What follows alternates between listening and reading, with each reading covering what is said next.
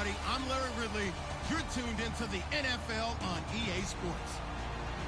Two wide receivers will be looking to be #1 targets on the field in today's game. It's Edelman's Patriots going up against Browns Steelers. So let's get you up to the Steel City. Standing by in Pittsburgh, here are Brandon Godden and Charles Davis. Right at the convergence of the Three Rivers on Art Rooney Drive, we welcome you to Heinz Field in Pittsburgh, Pennsylvania. Today, we're set for a good AFC matchup between the New England Patriots and the Pittsburgh Steelers. Danny Amendola on the return. And he's up across the 25 and down at the 28-yard line.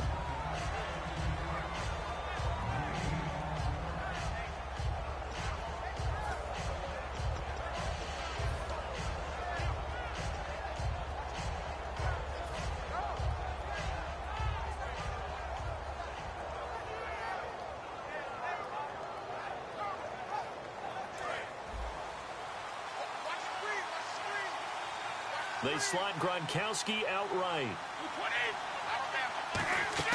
They go play action here on first down. He's going to find his running back. It's complete. And he's able to get out to the 32, brought down there. 4 yards on the pickup, and that'll make it a second down. This is the offense we're going to see coming up in this one, and LeGarrette Blount, the featured back. The big knock on him coming out of college was his lack of speed. But it's definitely not his lack of power. He runs right through opposing tacklers and sets things up big for his offense. Brady to throw on second down. Screen pass to Blount. And some space here. It goes as a gain of 8, and it moves the chains. For a second there, I thought that might break big. Screen pass. Looked like it was coming together. Looked like there was an opening. Still, ended up with a solid gain.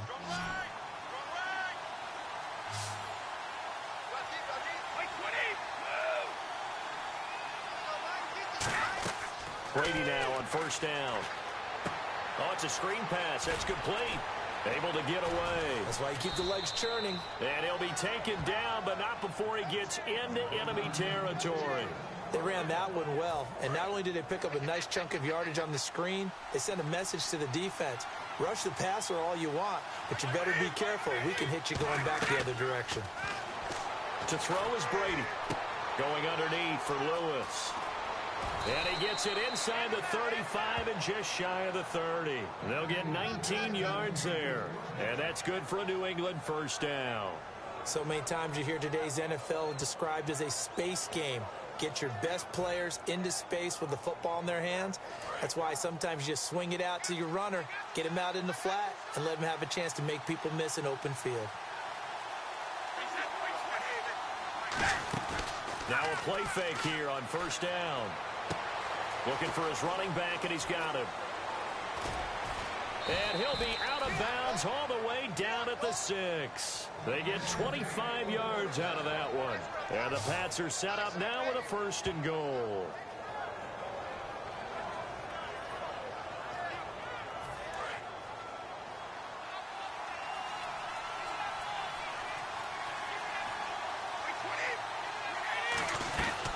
Now a man who was briefly a Steeler himself. This is LeGarrette Blount. And give him 5 that time as they draw a bit closer here for a second and goal. And the starting defensive unit here for Pittsburgh. Stephon Tuitt's ability to play defensive end, yet rise up and knock passes away when quarterbacks try to throw them, he makes it hard to get around. On second down, here's Brady. And he can't hang on. That's definitely going to be one he wishes he had back. Incomplete in the end zone. After all the preparation, all the practice, a play like that will absolutely break your heart. They had everything they wanted, just unable to complete it. In the end zone, a big-time drop. Looking to cash in on this opening drive. Here's third and goal. To throw, it's Brady. And he's in. Touchdown, Patriots. Dion Lewis taking it in. And the Patriots drive right down the field and score on the opening drive. Well, it was 3rd and 1. I was expecting runs. So much for that. They pass it, they score it. That had the feel of the head coach telling the offensive coordinator, you've got 4 downs here. We're going to go for it on 4th down unless there's a disaster on 3rd. Go ahead and take a shot if you want to. And he gratefully accepted the opportunity and did exactly that. If they didn't get it there, that had the feel that they would come back and try it on 4th down.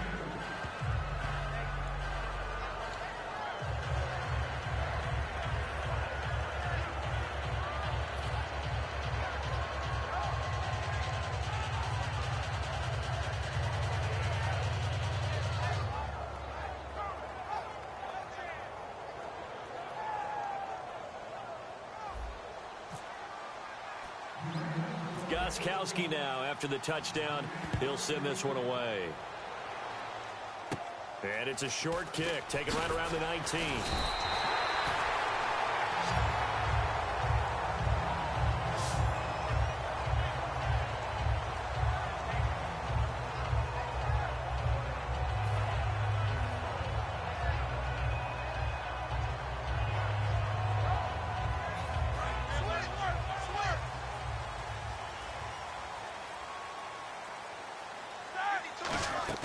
On 1st and 10, it's Roethlisberger. This is caught by Antonio Brown. Brown finishing 2016 with over 1,200 yards, 106 receptions. Now for him, people were expecting maybe some bigger numbers, Charles. What did you make of Antonio Brown's season? Well, what I made of it is that he started to get more help along the way. Jesse James developed at tight end. Once Le'Veon Bell got into the lineup, he started to catch passes out of the backfield and ate up a few numbers as well. So Big Ben had more targets to throw it to. That should help Antonio Brown going forward in 2017 because he'll still be the primary guy. But when you get help, boy, you can make bigger plays downfield. In 12 regular season games this last year for Bell, averaging over 150 yards from scrimmage. First 2 games in the playoffs were great, but, getting injured in the final game probably leaves a bad taste in his mouth. Leaves a bad taste. Gives him fuel for the next season, though, because remember, for the last few years, he hasn't been able to play a full season for various reasons. Now, going into next year, imagine those numbers over a 16-game season and heading into the playoffs. Le'Veon Bell can set new records. From the gun on 3rd down, it's Roethlisberger. Trying for Brown, and it's intercepted. Devin McCourty picks it off. Now a loose football. The ball comes out. And here come the Patriots again on offense, the Super Bowl champions. And, boy, they have been able to do it a lot of times, Charles, with unsung heroes, haven't they? Look at the names that led them through the playoffs. Hogan, White, Lewis, guys you just wouldn't think of. Yeah, Deion Lewis, a 5th-round pick, 3 touchdowns against Houston in the divisional round. Chris Hogan, undrafted. He ends up having 180 yards in receptions, including 5 plays of 20 yards or more against the Pittsburgh Steelers. And how about James White, a 4th-round pick out of Wisconsin? Think about who he played behind while he was at Wisconsin, and he turns out to be the unsung hero of the Super Bowl. Would have been the MVP if it wasn't for Tom Brady. And you mentioned James White at Wisconsin. He was behind who? Melvin Gordon and Monte Ball, right? That's correct.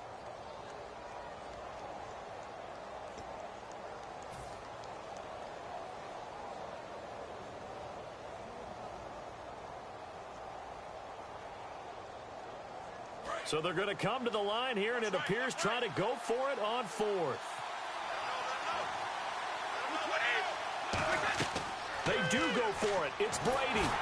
Screen pass to Blunt. And he's got the 1st down yardage before he's brought down at the 42. 7 yards on the play, and they're able to pick up the conversion here on 4th down.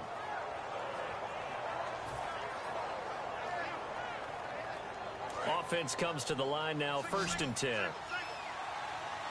They slot Gronkowski outright. Throwing on 1st down is Brady. He'll try and set up the screen. It's complete. And he'll be out of bounds just shy of the 40. It's a pickup of 16 there, and it'll lead to a new set of downs. When you run a screen pass really well, you got to like the look of it because so many parts come together to make it work well. The offensive linemen, where they're faking people out, the back slipping out there, catching the football, then all of them going together as one unit downfield. A really nice pickup. On 1st down, Brady. And that's incomplete. Alongside Charles Davis, Brandon Gaudin, it's the Patriots in possession to begin quarter number 2. They've got it 2nd and 10 to start things out.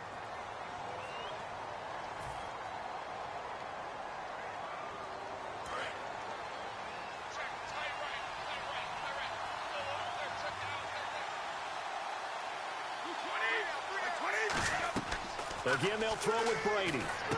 Now they set up the screen. That's complete. Fighting through. And brought down, but able to get it to their 30-yard line. 12 yards there as they move the chains.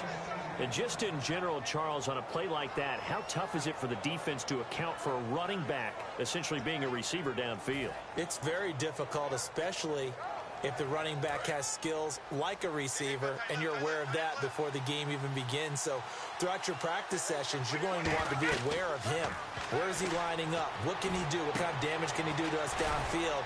And who can match up with him without weakening our overall defense? You're exactly right. It's a tough task to match up to him. Last year for Edelman, just below 100 receptions, 98, over 1,100 yards, 3 touchdowns. And, you know, this is a guy that gets a lot of pub for being that perfect receiver for Tom Brady and the New England Patriots. What's his role going forward? I think his role going forward is to be a bona fide #1 receiver in the NFL, meaning he's not just a Tom Brady receiver.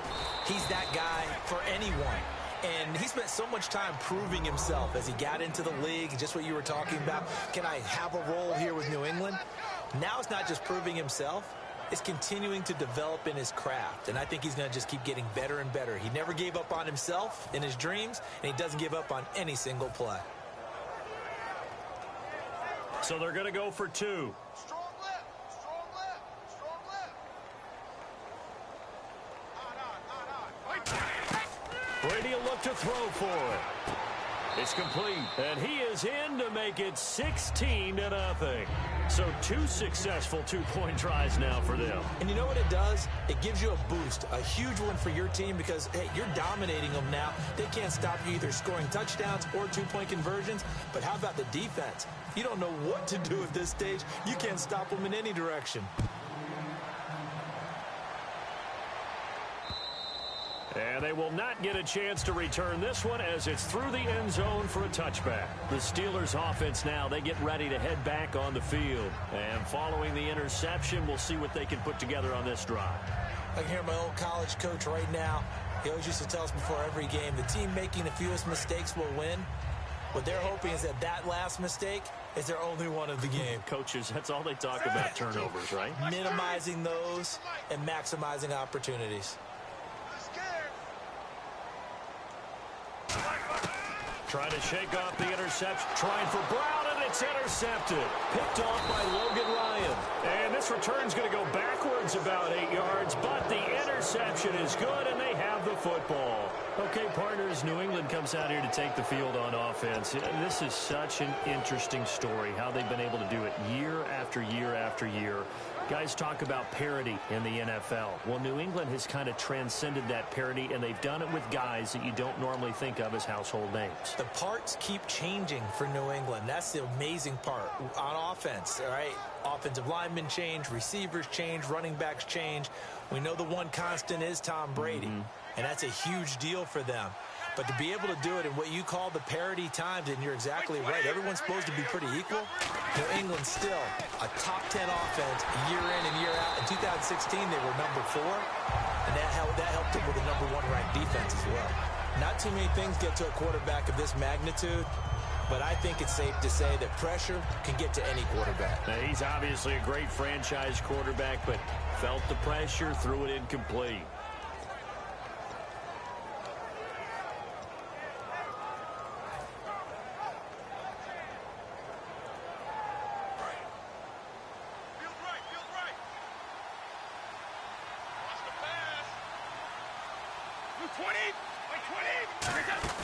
Brady again here on 2nd and 10. And he'll be hit as he releases it, and that'll fall incomplete. It's a tried and true formula, and I don't think it'll change for as long as we play football. If someone's trying to throw the ball and you can put pressure on them and make it tough, That's only going to help your defense. Yeah, he's since being hurried. He got rid of it before taking the hit, but incomplete. And the offense looks to pick up the first here on third after that incompletion. Throwing is Brady on third down. Sets up the screen to Lewis. And he's able to get it to the 33. Good enough for a first down. Give him 10 yards on that one, and that'll earn him a fresh set of downs. Let's give a little credit there. The offensive play caller sensed that the screen pass was available. Whenever you're getting a lot of heavy pressure towards your quarterback, that's when you're thinking about running the screen and using that pressure against the defense. And it worked very well there for a first down.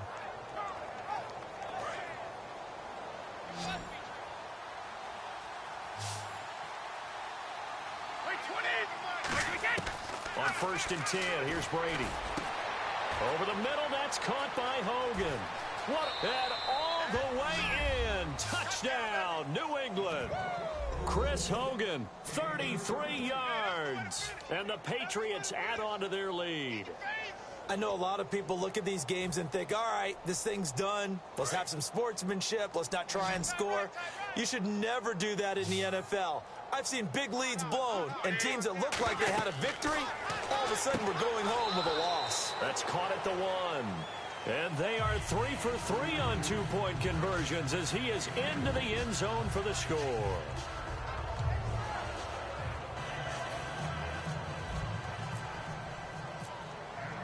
Gostkowski now after the touchdown. He'll send this one away. This will be taken to the back of the end zone. And not a great return here. He'll make it back only to the 10-yard line. And Pittsburgh getting set to take the field. And last time, one play interception. So this offense, they should be fresh. That's a good way of putting it. And I can't wait to see what they decide to do with play calling. Because a one-play drive where you throw an interception, a lot of people think the very next time out, run the football, don't give them a chance. Maybe play action? I think maybe you go play action, show your quarterback, get a little confidence in him, and let him fling another one. And it pops free. The collision there jarred the ball loose and brings up second down.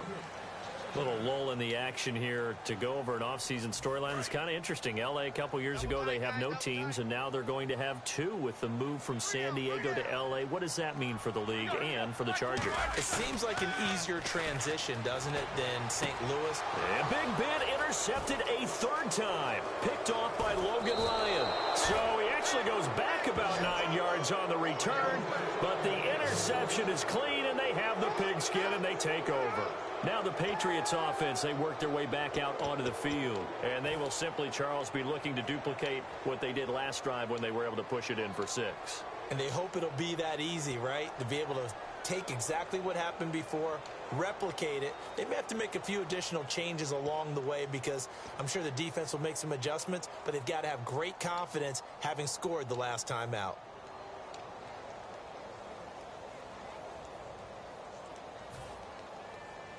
Really nice starting field position here for the offensive unit.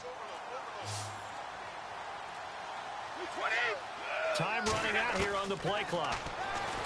Now Brady. Wide open. Gronkowski may have had to miss the Super Bowl with the injury, but he was active in that parade, and now he's back on the field. And I'll tell you what, something you mentioned to me is that he was a big cheerleader for his teammates, never hung his head through the injury, celebrated with him all the way through the title. We've seen superstars in the past, when their team does well without them, they're happy, but they recede into the background, right? They get out of the way because it does hurt them a little bit. They do have pride. They want to feel like, hey, without me, they may take a little bit of a step back. But with Gronk, you never saw that. You saw him with him every step of the way, cheering his team on, happy for their success. They went 11-0 without him in 2016, but I know this, they don't want to try it again. No, they want the big fella back.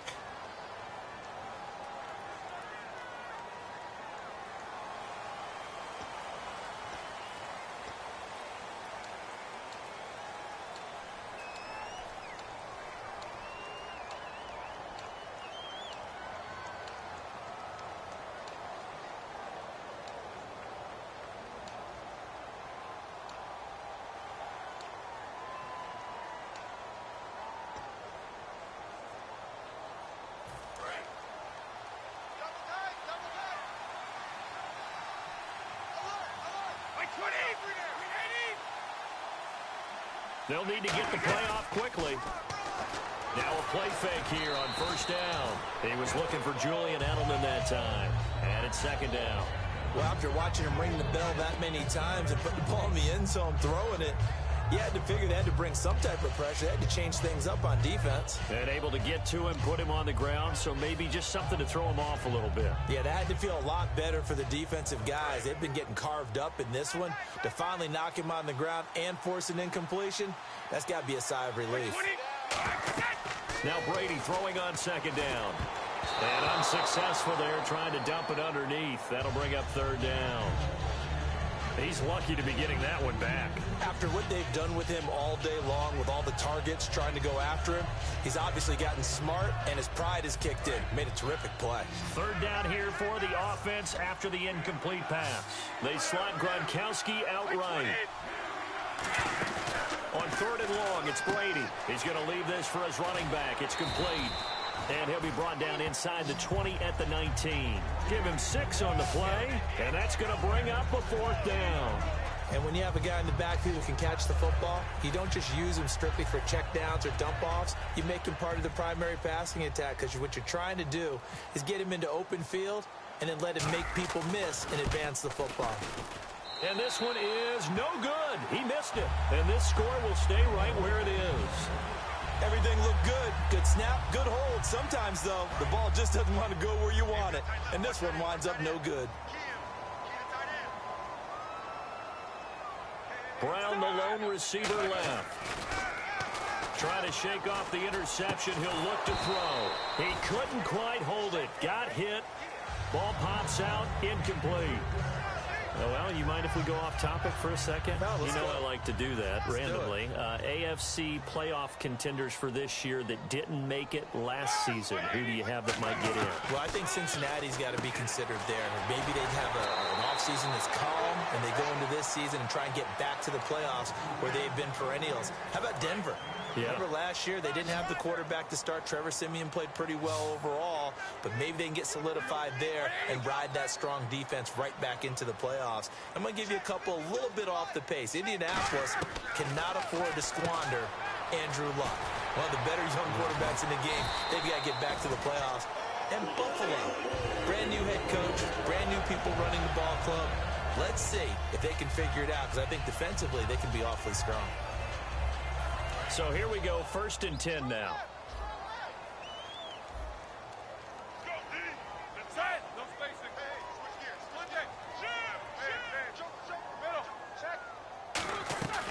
They'll run it now out of the gun.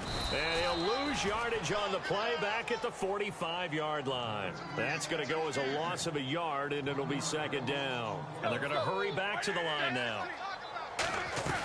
Again, it's Bell. And a minimal gain here as he's up to about the 47-yard line. Just a couple on the pickup there, and now it's third down. Partner, we know today's NFL is really built around the guy throwing the football. But these short runs, they still pay dividends because they can take their toll on a defense, and they can add up as the game goes along. You control the clock, you control the ball, and that way you often control the game. Goes underneath for Bell. And he'll take it down shy of the 45 at the 46. It's a gain of 7, and that's going to make it fourth down. A short gain that doesn't get them the first down brings up a fourth down situation. Really nice job defensively. They knew where the sticks were. They got the stop before it. They come out here in the eye. They'll try and throw for him with Roethlisberger. And this is incomplete. All right, different topic here. 2018, the Super Bowl, traveling north, far north to Minneapolis. Early predictions for that one. Who you got? Well, you know, everyone's still waiting in the NFL for a home team to play in its home stadium, right? So could the Vikings be that team? I'll start in the NFC, and I'm going to say no. I think Seattle, starting to get near that maybe last run with their defense. But Earl Thomas returns. I like Seattle coming out of the NFC. How about you? Well, I'm actually going to take a Dallas Cowboys NFC title run. I think that they came so close this year, probably most talented going into next year. I like that one. Well, in the AFC, I'm going to go with a team that if they improve their defense and their quarterback stays healthy, they could be that team, the Oakland Raiders. Okay, I'm going dark horse. Cleveland Browns. I like Let's it. go. Hey, from worst to first. We know it's not an easy job to go out and catch passes when people are trying to tackle you and knock the ball away. But the bottom line is, that's a pass he's got to have and a pass he should have caught.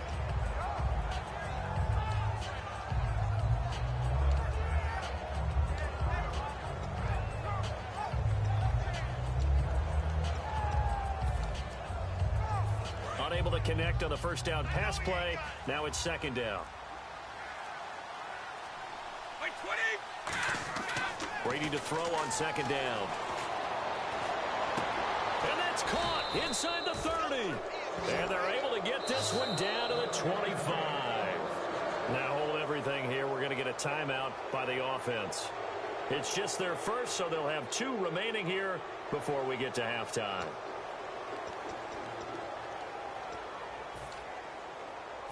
So out comes a field goal team now for the second time here today.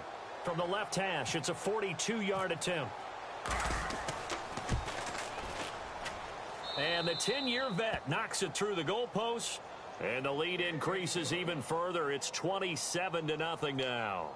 It's a little bit of time left here in the second quarter, but they get the field goal near the end of the first half to expand that lead. Yeah, that's got to feel good, but they can't let up. Now on the kickoff, they've got to make sure they don't give up a big return or big yardage to set up the other team for one last chance to score themselves. The Steelers offense now, they head back onto the field. And with time quickly fading here in the second quarter, not sure how aggressively, offensively they want to play this. I think we'll find out just how much they trust their guys in this situation if they decide to take a shot. Here we go. So a defensive brain lapse there and an encroachment penalty. Sometimes when you don't watch the football and make sure that it's snapped, you're watching the offensive player, and they can influence you occasionally and look like they're getting ready to move, and the officials don't detect it. 1 receiver left, 3 to the right. Here we go. Now Roethlisberger on first down. And this one complete to Marcus Wheaton. And he'll be taken down, but not before he gets into enemy territory. And unless this is a quick incompletion, this is likely the last play here of this first half. First half in the books. You're watching the NFL on EA Sports. Welcome back. Charles and I settled into the booth, ready for quarter number 3. Both teams appear ready for the fight ahead, and we resume action here in quarter number 3. And that'll carry over the back line of the end zone for a touchback.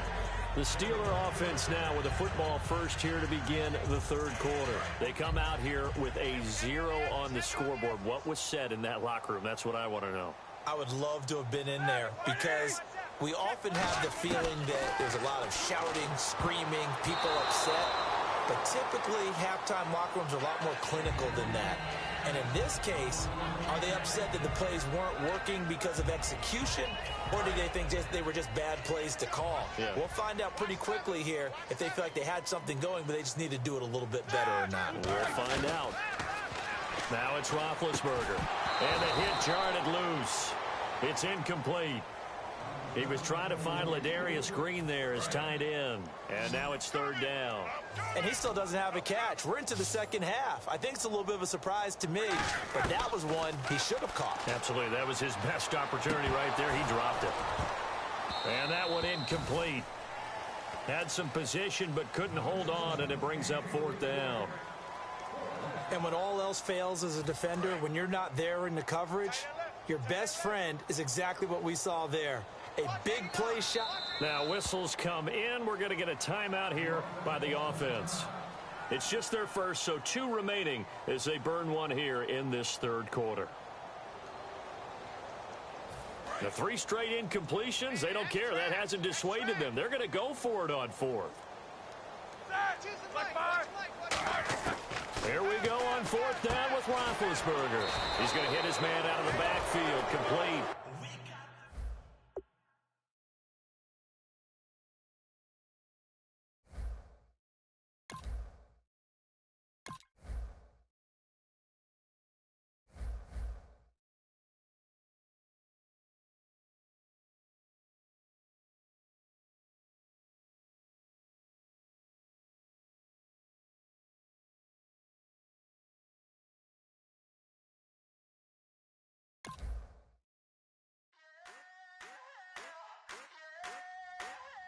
I wanna sit on private planes. I wanna scream my name on top of the Eiffel Tower. On the Eiffel Tower. I wanna hit that blackjack. I wanna take that money and run right